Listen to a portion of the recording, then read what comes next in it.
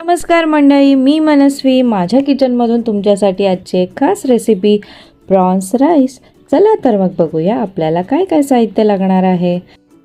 Prawns, बटाटा, कांदा, tomato, हिरवी मिरची, अद्रक लसूण पेस्ट, कोथिंबीर, काश्मीरी चिली पावडर, मालवणी मसाला, हळद आणि काही खडे मसाले. मी वाडा कोलम राईस घेतलेला आहे. तुम्हाला हवा तो राईस तुम्ही घेऊ शकतात. आता प्रॉन्सला आपल्याला मॅरिनेट करायचं आहे. त्यासाठी आपल्याला हळद, लिंबू आणि मीठ लागणार आहे. ह्याला मॅरिनेट करून बाजूला ठेवायचं आहे.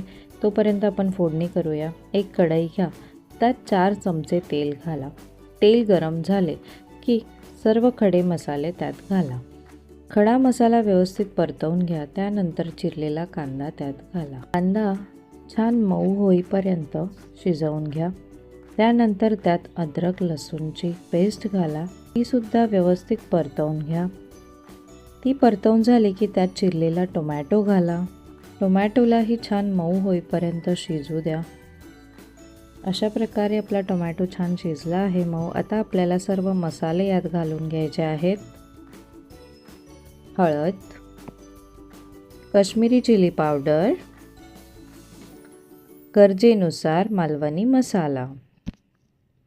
याला आता थोडं थोडं पाणी घालून तेल सुटेपर्यंत व्यवस्थित परतवून घ्यायचं आहे.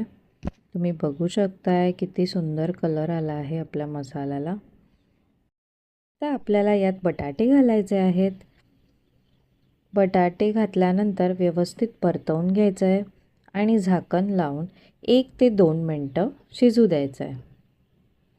अशा प्रकारे झाले आहेत आपले बटाटे थोडे. आता यात आपल्याला प्रॉन्स घालायचे.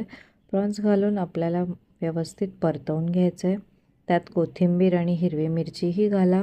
त्याला व्यवस्थित पुन्हा परतवून घ्या आणि झाकण लावून 2 मिनटं शिजू द्या. 2 मिनटानंतर त्यात आपल्याला राईस घालून घ्यायचा आहे.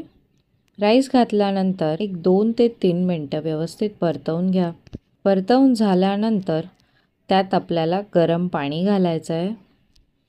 गरम पाणी घातल्यानंतर 1 उकळी आल्यानंतर आपल्याला कढईवर झाकण ठेवून 10 मिनटे वाफेवर शिजू द्यायचं आहे राईसला.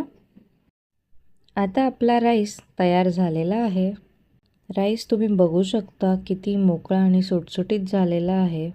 आपला प्रॉन्स राईस खाण्यासाठी रेडी आहे. कोथिंबीर घालून त्याला गार्निश करा आणि प्लेटमध्ये सर्व करा.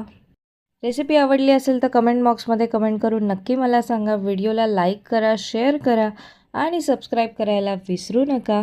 Thanks for watching.